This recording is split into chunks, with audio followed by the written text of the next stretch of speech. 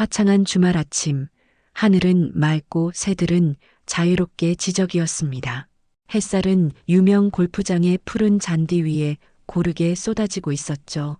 이곳은 도시의 번잡함에서 벗어나 자연과 어우러진 고급 휴양지로 많은 부유층들이 찾는 곳이었습니다. 그 중에서도 특히 눈에 띄는 인물이 있었어요. 바로 백만장자 기업인 최진우 회장이었습니다. 최진우 회장은 60대 중반의 나이에도 여전히 건장한 체격과 우아한 자태를 유지하고 있었어요. 그의 깊게 패인 눈가 주름은 세월의 흐름을 보여주지만 그 눈빛만큼은 여전히 날카롭고 결단력이 넘쳤습니다. 검은색과 회색이 섞인 머리카락은 항상 깔끔하게 정돈되어 있었죠. 최진우 회장은 매주 토요일마다 이곳에서 골프를 치며 한 주간의 스트레스를 해소했습니다. 오늘 날씨가 정말 좋네요, 회장님. 컨디션은 어떠신가요? 캐디가 공손하게 물었습니다. 최진우 회장은 미소를 지으며 대답했어요. 더할 나위 없이 좋아. 오늘은 자신 있군. 최진우 회장은 드라이버를 들고 티 그라운드에 섰습니다. 그의 자세는 마치 프로 골퍼처럼 안정적이었어요. 수십 년간 갈고 닦은 실력이 그의 매 동작에서 드러났죠. 주변에 있던 사람들이 그의 스윙에 주목했습니다. 최진우 회장은 깊게 숨을 들이마시고 집중력을 높였어요. 그리고 마침내 힘찬 스윙과 함께 공을 날렸습니다. 와, 멋진 샷이네요, 회장님. 캐디가 감탄했어요. 공은 하늘 높이 날아올라 아름다운 포물선을 그리며 멀리 떨어졌습니다. 주변 사람들의 시선에서는 부러움이 묻어났죠. 최진우 회장은 이런 순간이 좋았습니다.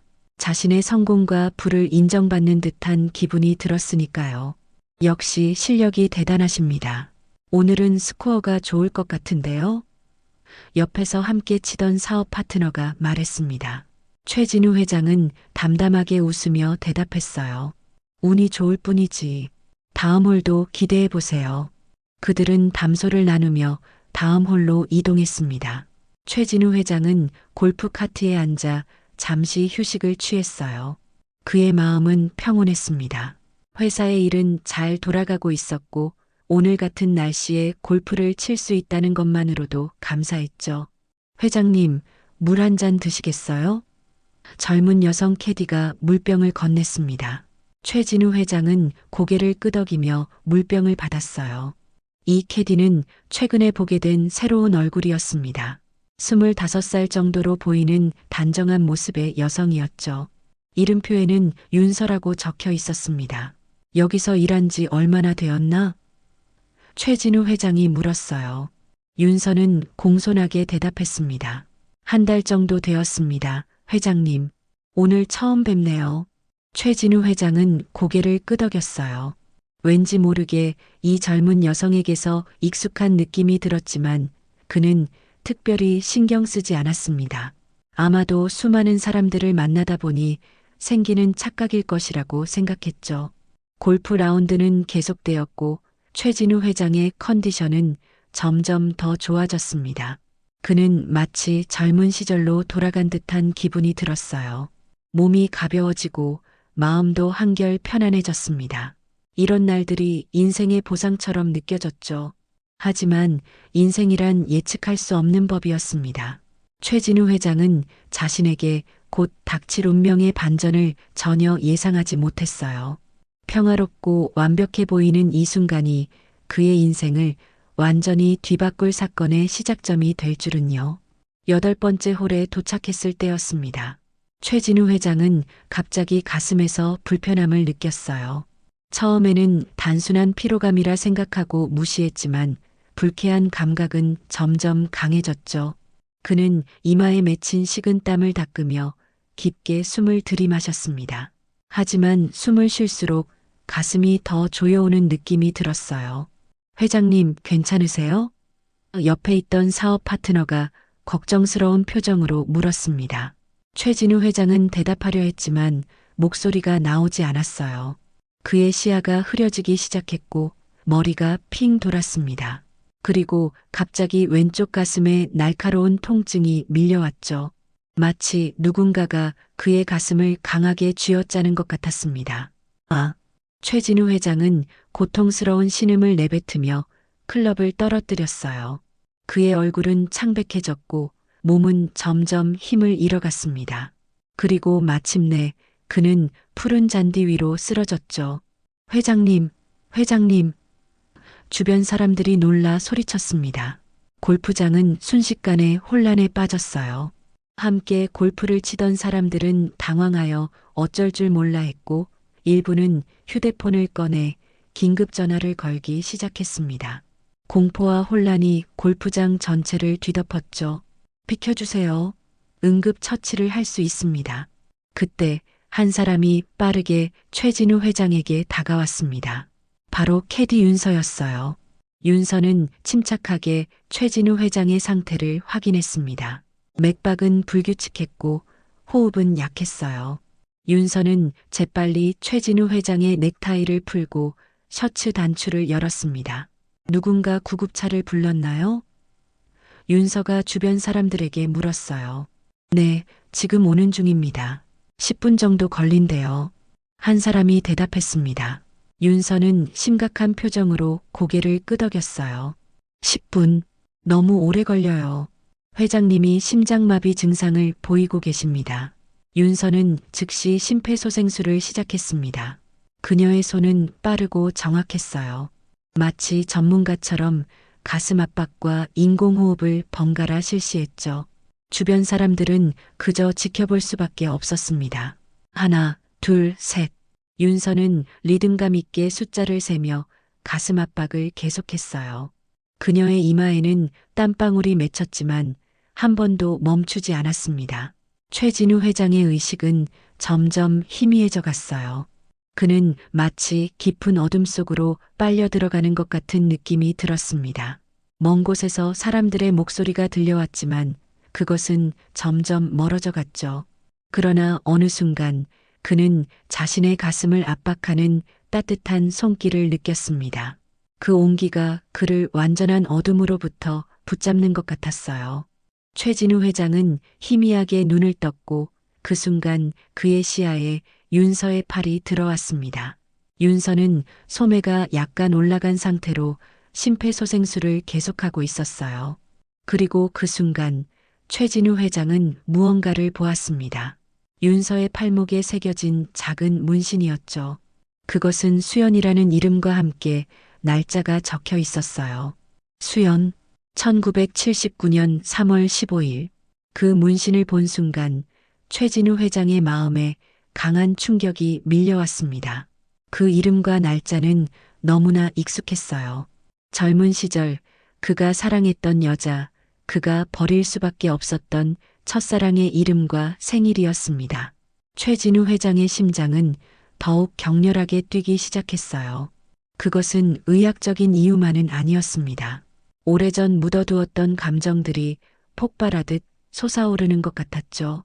회장님, 정신이 드세요? 조금만 버티세요. 구급차가 곧 도착할 거예요. 윤서의 목소리가 들려왔습니다. 최진우 회장은 대답하려 했지만 다시 의식이 흐려졌어요.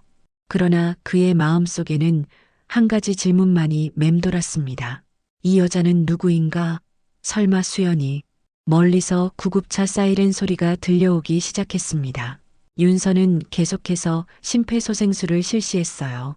그녀의 눈에는 결연한 의지가 담겨 있었습니다. 마치 최진우 회장의 생명을 반드시 구해내겠다는 듯 했죠. 여기에요. 빨리요. 누군가가 소리쳤습니다. 구급대원들이 빠르게 현장에 도착했어요. 윤서는 자리를 비켜주며 자신이 지금까지 한 응급처치에 대해 간략히 설명했습니다. 구급대원들은 신속하게 최진우 회장을 들것에 실었죠.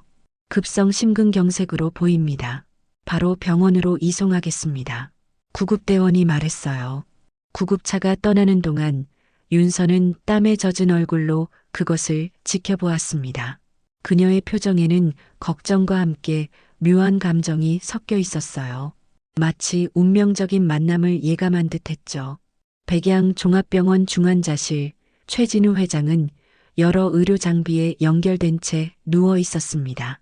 의사들의 신속한 처치로 목숨은 건졌지만 그의 상태는 여전히 안정적이지 못했어요. 병실 밖에서는 회사 임원들과 가족들이 초조하게 소식을 기다리고 있었습니다. 다행히 골든타임 안에 응급처치가 이루어졌습니다. 만약 그 캐디가 없었다면 최악의 상황이 되었을 겁니다. 주치의는 최진우 회장의 가족들에게 설명했어요. 최진우 회장의 아들 최태주는 깊은 숨을 내쉬며 안도했습니다. 그 캐디에게 감사 인사를 전해야겠네요. 아버지를 구해주셨으니까요. 병실 안 최진우 회장은 서서히 의식을 되찾기 시작했어요. 흐릿한 시야로 하얀 천장을 바라보며 그는 조금씩 상황을 인식했습니다. 심장에 날카로운 통증이 있었고 골프장에서 쓰러졌다는 사실이 떠올랐죠. 그리고 가장 선명하게 기억나는 것, 윤서의 팔에 새겨진 문신이었습니다. 수연, 1979년 3월 15일. 그 이름과 날짜는 최진우 회장의 마음에 깊은 울림을 주었어요. 마치 과거의 유령이 그를 찾아온 것 같았습니다. 최진우 회장은 눈을 감았습니다. 40년 전으로 기억이 거슬러 올라갔어요. 그때 그는 가난한 대학생이었고 수연은 동네 작은 카페에서 일하던 아름다운 여인이었습니다. 두 사람은 서로에게 깊은 사랑을 느꼈지만 최진우의 부모님은 그런 관계를 완강히 반대했죠. 사업가가 될 사람이 그런 집안 없는 여자와 어울려서 무엇하겠느냐. 내 미래를 생각해라. 아버지의 말씀이 귓가에 맴돌았습니다. 결국 최진우는 부모님의 뜻에 따라 수연을 떠났어요. 그리고 얼마 후 수연이 그의 아이를 가졌다는 소식을 들었습니다. 하지만 그때 이미 최진우는 정략 결혼을 앞두고 있었죠. 수연에게 충분한 양육비를 보내는 것이 그가 할 수 있는 전부였습니다. 그 아이가 설마 윤서인가? 최진우 회장의 마음은 혼란스러웠어요. 나이도 맞아떨어지고 문신에 새겨진 이름과 날짜, 모든 것이 그의 의심을 확신으로 바꾸어 갔습니다. 문이 열리고 간호사가 들어왔습니다. 의식이 돌아오셨군요.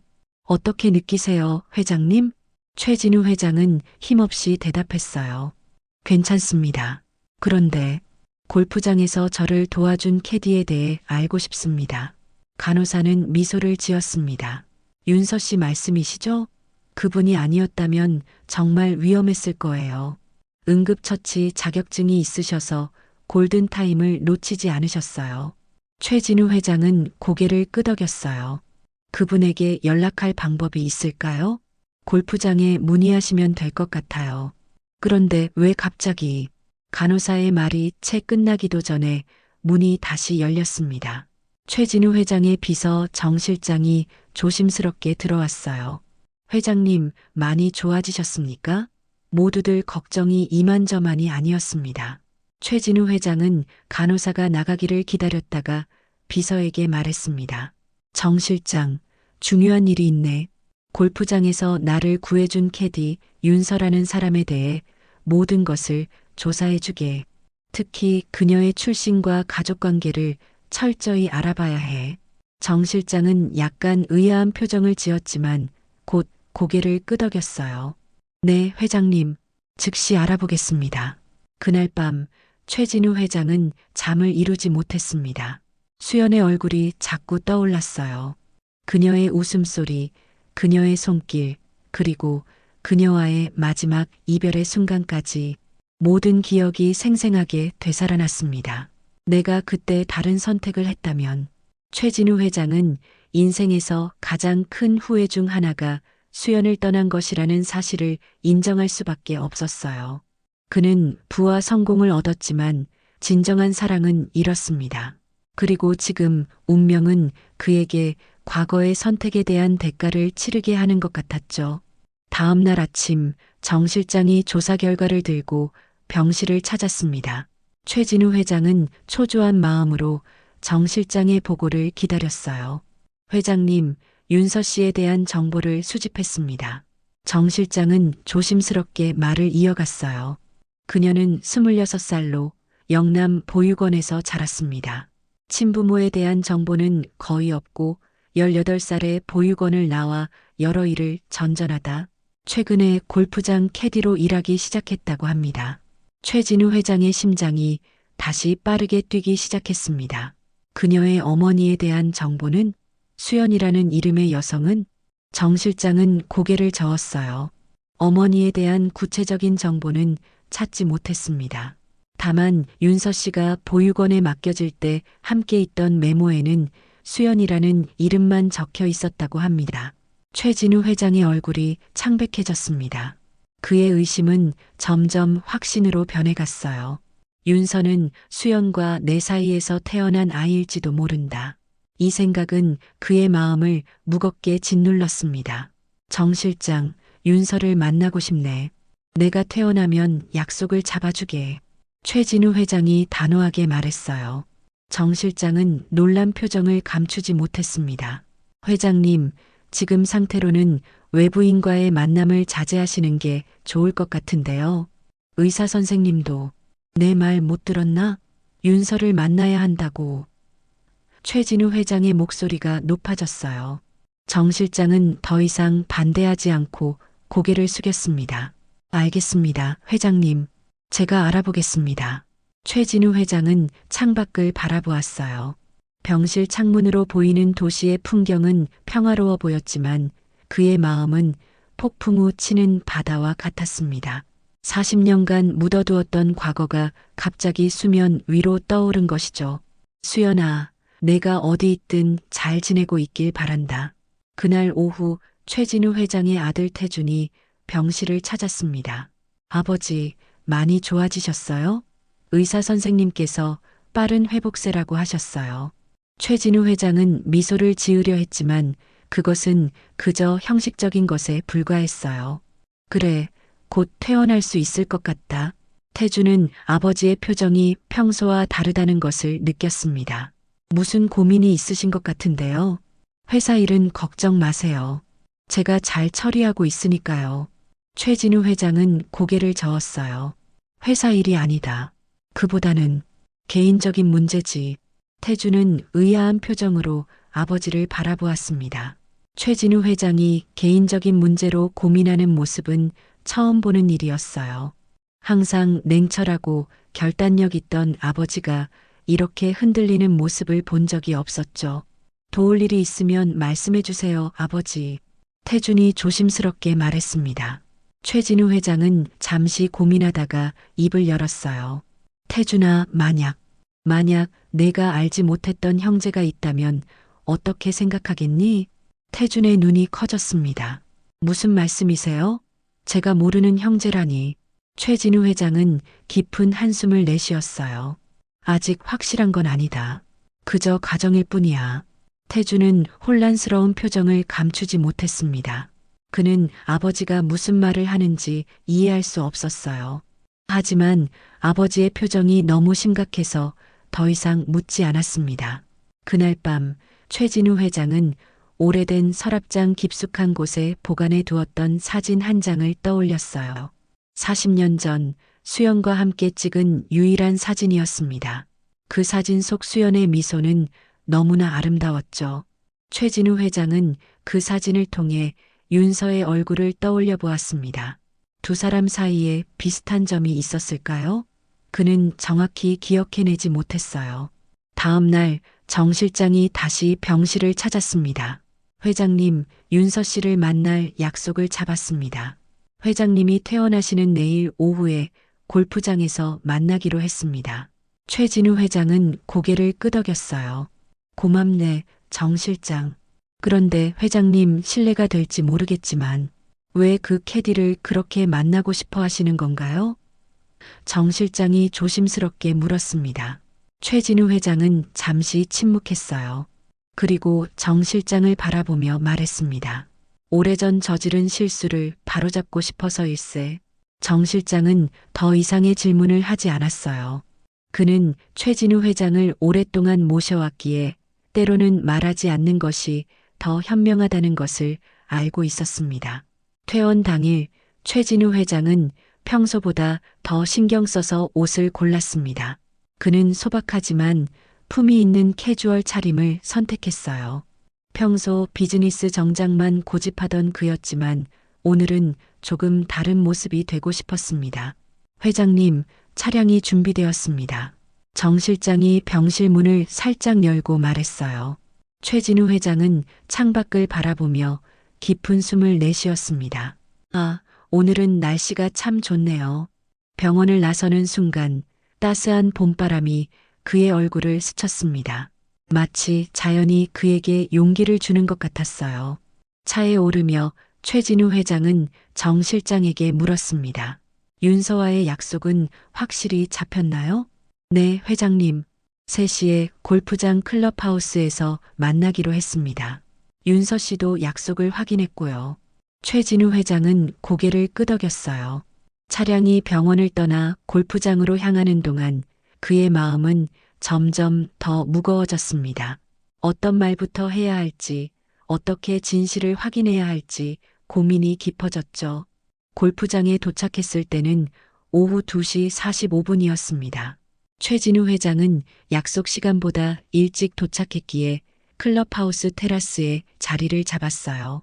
그곳에서 푸른 잔디밭과 멀리 보이는 산들을 바라보며 마음을 가다듬었습니다. 회장님께 커피 한 잔 가져다 드릴까요? 정 실장이 물었어요. 그래, 고맙네.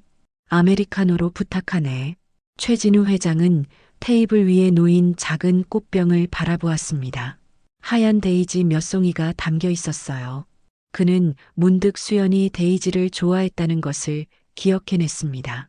작은 우연이었지만 그것은 마치 운명의 장난처럼 느껴졌죠. 시간이 천천히 흘러갔습니다. 최진우 회장은 시계를 자주 확인했어요. 2시 55분, 이제 약속 시간까지 불과 5분 남았습니다. 저기, 최 회장님이시죠?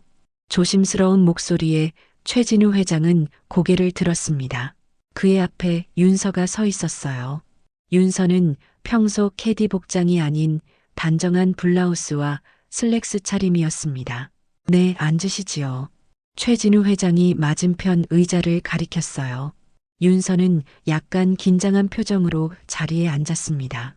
갑자기 저를 만나자고 하셔서 놀랐어요. 회장님, 건강은 어떠신가요? 그날 정말 많이 위험하셨는데. 최진우 회장은 미소를 지었어요. 덕분에 살았습니다. 정말 고맙소. 내가 이렇게 살아서 말할 수 있는 것도 윤서 씨 덕분이지요. 윤서는 겸손하게 고개를 저었습니다.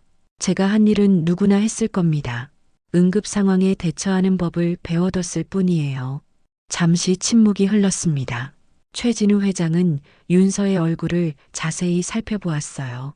그녀의 눈매와 입술 모양이 수연과 닮아 있었습니다. 그리고 무엇보다 그녀의 웃는 모습이 수연과 너무나 비슷했죠. 정 실장이 커피 2잔을 가져왔습니다. 최진우 회장은 그에게 눈짓으로 자리를 비켜달라고 요청했어요. 정 실장은 이해한다는 듯 고개를 끄덕이고 물러났습니다. 윤서 씨, 실례가 될지 모르지만 그날 내가 의식이 희미한 상태에서 윤서 씨 팔에 있는 문신을 보았소. 최진우 회장이 조심스럽게 말을 꺼냈어요. 윤서의 표정이 약간 굳어졌습니다. 그녀는 무의식적으로 왼쪽 팔목을 오른손으로 감쌌어요. 아, 그것 때문에 저를 부르신 건가요? 최진우 회장은 고개를 끄덕였습니다. 그 문신에 새겨진 이름과 날짜. 수연, 1979년 3월 15일. 그게 무슨 의미인지 물어봐도 될까요? 윤서의 눈에 슬픔이 스쳐 지나갔습니다. 그녀는 잠시 침묵하다가 천천히 말을 이어갔어요. 제가 어렸을 때부터 보육원에서 자랐다는 건 아시나요? 최진우 회장은 고개를 끄덕였습니다. 조금은 알고 있소. 윤서는 깊은 숨을 내쉬었어요. 제가 보육원에 맡겨질 때 함께 있던 편지에는 수연이라는 이름과 생년월일만 적혀 있었어요. 그게 제 어머니의 이름이라고 생각합니다. 그리고 그 날짜는 제 어머니의 생일이죠. 최진우 회장의 심장이 빠르게 뛰기 시작했습니다. 그 문신은 언제 새겼나요? 20살 때요. 윤서가 왼쪽 팔을 들어 문신을 보여주었어요. 언젠가 어머니를 찾을 수 있을 거라는 희망을 담아서요. 이 문신이 저에게는 어머니와 연결된 유일한 단서니까요. 최진우 회장은 윤서의 문신을 바라보았습니다. 작고 단정한 글씨체로 수연 1979.3 15라고 새겨져 있었어요. 그것은 마치 수연이 직접 남긴 흔적처럼 느껴졌습니다. 혹시 어머니에 대해 더 아는 것이 있나요? 최진우 회장이 떨리는 목소리로 물었어요. 윤서는 고개를 저었습니다. 거의 없어요. 보육원 선생님들도 잘 모르셨고, 다만 어머니가 저를 많이 사랑했다는 이야기는 들었어요. 어쩔 수 없는 상황 때문에 저를 맡기셨다고요. 최진우 회장의 눈가에 눈물이 맺혔습니다. 그는 급히 손수건을 꺼내 눈가를 닦았어요. 실례합니다. 갑자기 감정이 복받쳐서 윤서는 혼란스러운 표정으로 최진우 회장을 바라보았습니다. 회장님, 혹시 제 어머니에 대해 아시는 게 있으신가요? 그래서 저를 찾으신 건가요? 최진우 회장은 깊은 숨을 들이마셨어요. 이제는 진실을 말해야 할 때였습니다. 그는 용기를 내어 입을 열었습니다. 윤서 씨, 나는 40년 전 수연이라는 여자를 사랑했소. 그녀는 내가 만난 가장 아름답고 순수한 여인이었지요. 하지만 그때 나는 가난한 대학생이었고 부모님의 반대로 그녀를 떠나야 했소. 그리고 얼마 후 그녀가 임신했다는 소식을 들었습니다. 윤서의 얼굴이 창백해졌어요. 그녀의 손이 떨리기 시작했습니다. 무슨 말씀이신지. 윤서의 목소리가 떨려왔습니다. 최진우 회장은 천천히 고개를 들어 윤서의 눈을 바라보았어요. 그의 눈에는 깊은 후회와 슬픔이 담겨 있었습니다. 나는 그때 수연이에게 충분한 양육비를 보냈지만 그것이 전부였소. 내가 해야 할 일을 하지 못했던 거죠. 그리고 이제 윤서 씨를 보니 당신이 혹시. 윤서는 자리에서 벌떡 일어났어요. 그녀의 얼굴에는 복잡한 감정이 교차했습니다. 충격, 혼란, 분노, 그리고 슬픔이 뒤섞여 있었죠. 잠깐만요. 지금 저에게 하시는 말씀이 회장님이 제 아버지라는 건가요? 최진우 회장은 고개를 끄덕였습니다. 확실한 증거는 없지만 모든 정황이 그것을 가리키고 있소. 윤서 씨의 나이, 문신에 새겨진 이름과 날짜, 그리고 무엇보다 윤서 씨의 모습이 수연이와 너무나 닮았습니다. 윤서는 다시 의자에 주저앉았어요. 그녀의 눈에 눈물이 고였습니다. 이런 식으로 만나게 될 줄은 상상도 못했어요. 최진우 회장은 윤서의 손을 잡으려 했지만 윤서는 조금 물러났어요. 그녀는 아직 이 상황을 받아들일 준비가 되어 있지 않았습니다. 내가 정말 미안하오, 윤서야. 최진우 회장이 진심 어린 목소리로 말했습니다. 내가 다르게 행동했어야 했소. 내가 수연이와 함께 했어야 했고 당신의 곁에 있었어야 했소. 내 선택이 얼마나 큰 고통을 주었는지. 윤서는 눈물을 훔쳤어요. 어머니는 어떻게 되셨나요? 아직 살아계신가요? 최진우 회장의 표정이 어두워졌습니다. 나도 모르오. 수연이와 연락이 끊긴 지 오래되었소. 내가 정략 결혼을 하고 나서 그녀는 내가 보내는 돈도 더 이상 받지 않았어요. 둘 사이에 무거운 침묵이 흘렀습니다. 윤서는 자신의 삶이 갑자기 뒤바뀐 것 같은 혼란스러움을 느꼈어요. 그리고 최진우 회장은 평생 숨겨왔던 비밀을 드러낸 후의 허탈함과 안도감을 동시에 느꼈습니다. 제가 조금 시간이 필요할 것 같아요. 윤서가 마침내 입을 열었어요. 이 모든 것이 너무 갑작스러워서 최진우 회장은 이해한다는 듯 고개를 끄덕였습니다. 물론이요. 윤서 씨가 필요한 만큼 시간을 가지시오.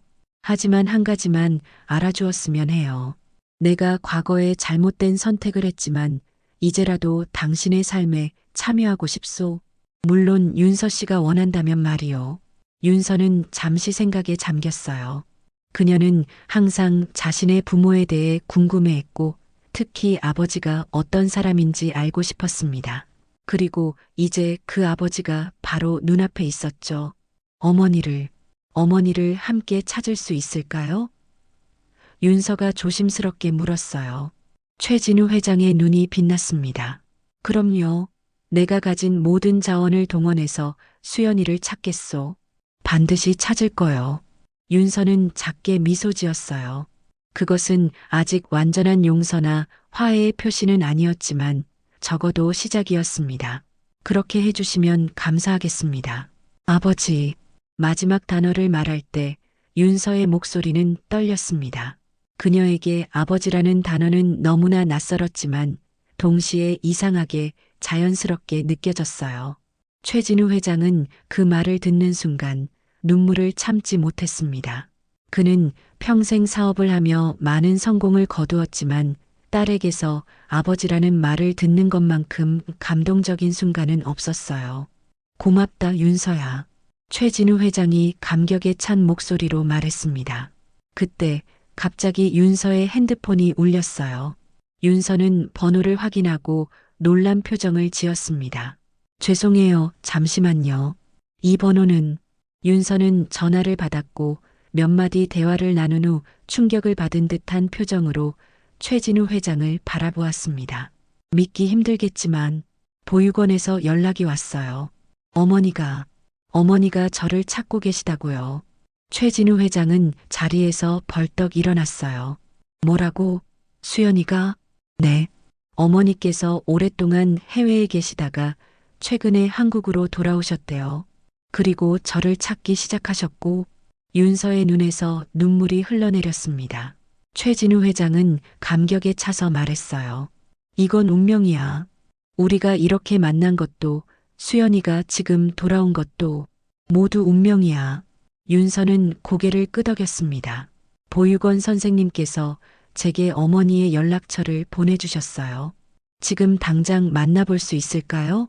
최진우 회장은 망설임 없이 대답했어요. 물론이지. 당장 가자. 두 사람은 서둘러 자리에서 일어났습니다.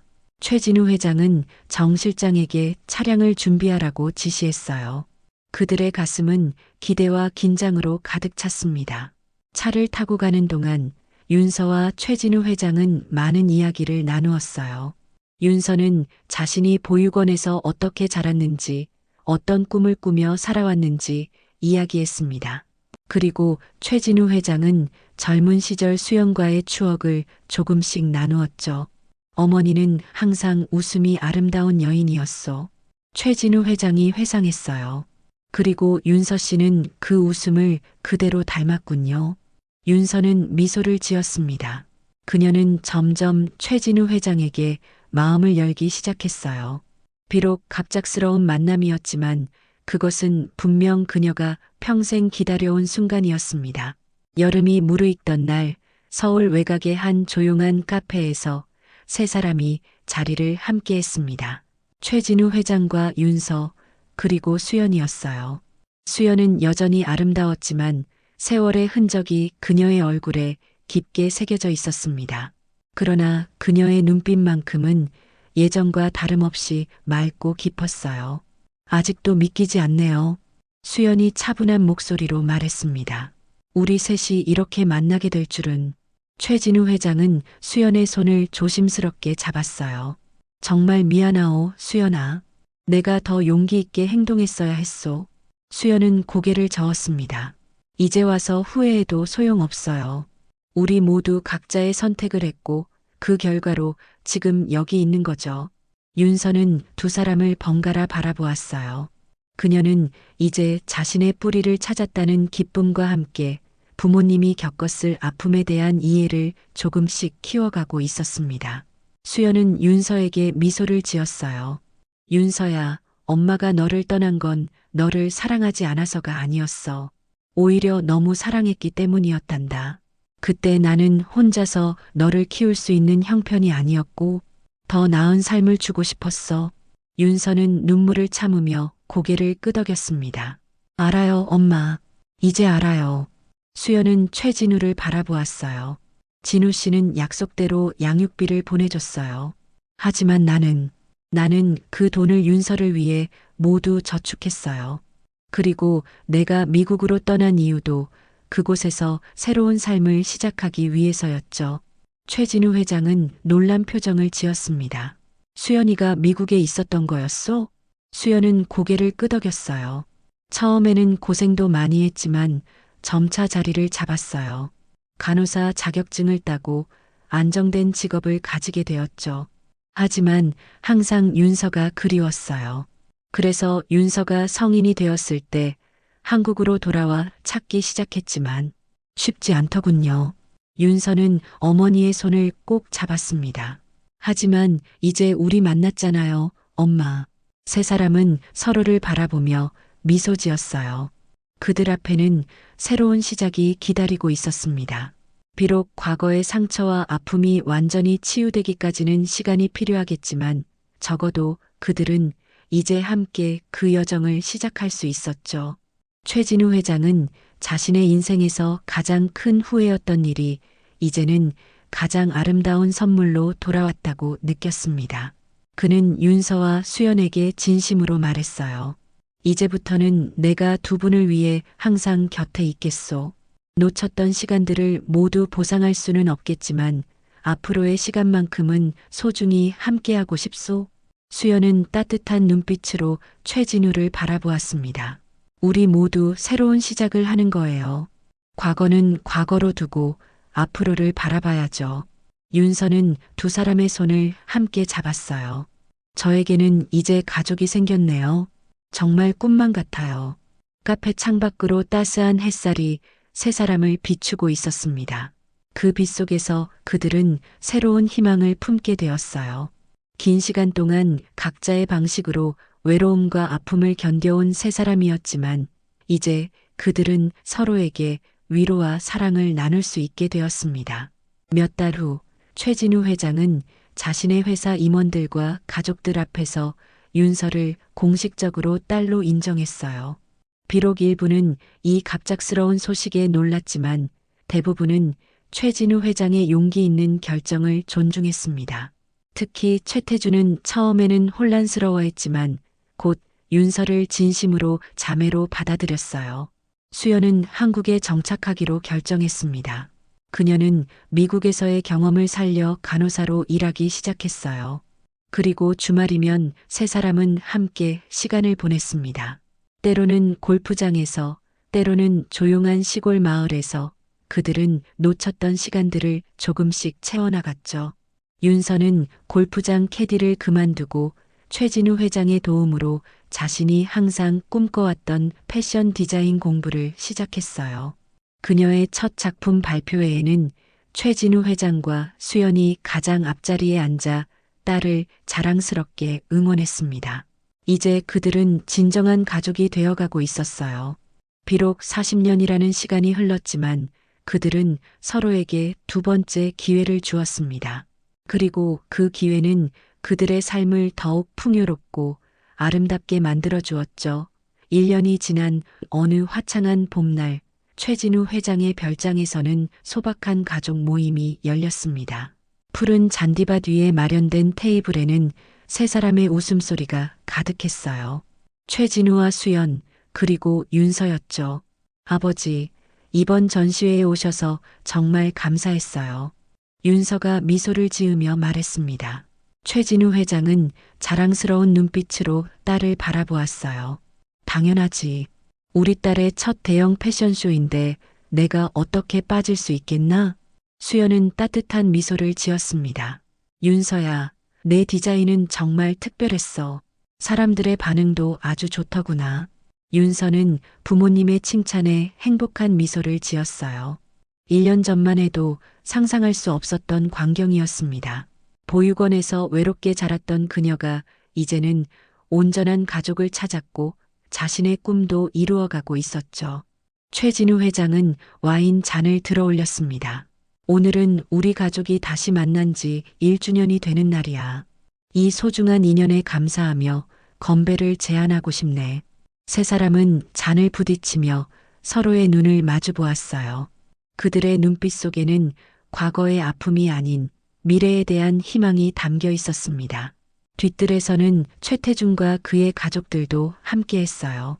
처음에는 갑작스러운 가족의 확장에 당황했지만 이제 태주는 윤서를 진정한 자매로 받아들였고 두 사람은 깊은 유대감을 형성해 나가고 있었습니다. 생각해보면 정말 신기한 일이에요. 윤서가 말했습니다. 제가 우연히 그날 그곳에 있었고 아버지가 쓰러지셨고 그리고 제 문신을 보신 것까지 마치 운명처럼 느껴져요. 최진우 회장은 고개를 끄덕였어요. 내가 평생 숨겨온 과거가 이렇게 아름다운 선물로 돌아올 줄은 몰랐소. 이제 와서 생각해보면 그건 분명 운명이었어. 수연은 조용히 웃었습니다. 우리 셋이 다시 만난 건 분명 기적이에요. 하지만 그 기적은 우리가 서로를 잊지 않았기에 가능했던 거죠. 햇살이 세 사람을 따스하게 비추었습니다. 그들은 이제 과거의 그림자에서 벗어나 새로운 추억을 만들어가고 있었어요. 최진우 회장은 자신의 인생에서 가장 큰 후회가 이제는 가장 큰 축복이 되었다는 사실에 깊은 감사함을 느꼈습니다. 저녁이 되자 그들은 별장 테라스에 모여 별을 바라보았어요. 수연은 윤서의 어깨에 팔을 둘렀고 최진우 회장은 그들을 바라보며 행복한 미소를 지었습니다. 이제 그들 앞에는 수많은 날들이 기다리고 있었고 그 모든 날을 함께할 수 있다는 것이 가장 큰 축복이었죠. 인생은 때로 우리가 예상치 못한 방향으로 흘러갑니다. 하지만 최진우와 수연 그리고 윤서의 이야기는 시간이 흘러도 진정한 인연은 결코 사라지지 않는다는 것을 보여주었어요. 그리고 용서와 이해의 힘이 얼마나 우리의 삶을 치유하고 변화시킬 수 있는지도 말이죠. 이제 그들의 이야기는 새로운 장을 열었습니다. 과거의 아픔은 추억으로 남고 미래는 희망으로 가득 찬 채로 말입니다.